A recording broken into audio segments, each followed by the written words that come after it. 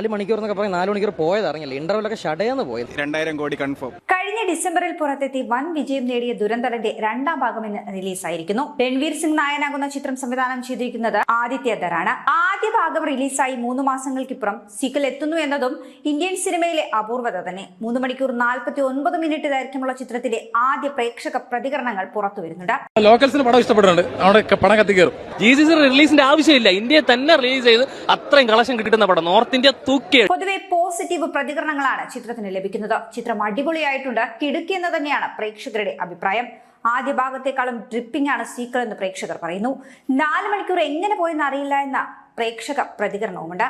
നാടകീയതയിലും വൈകാരികതയിലും ആക്ഷനിലും പ്രകടനങ്ങളിലുമൊക്കെ വലിയ impact സൃഷ്ടിച്ചിരിക്കുന്ന master piece ചിത്രമെന്നാണ് പ്രേക്ഷകരുടെ അഭിപ്രായം. അതുപോലെ തന്നെ GCC കൺട്രീസിലൊന്നും ചിത്രം റിലീസ് ചെയ്യേണ്ട കാര്യമില്ല, 1000 കോടി ഇന്ത്യയിൽ നിന്ന് തന്നെ നേടുമെന്നും ചില പ്രേക്ഷകരുടെ അഭിപ്രായം ഉയരുന്നു.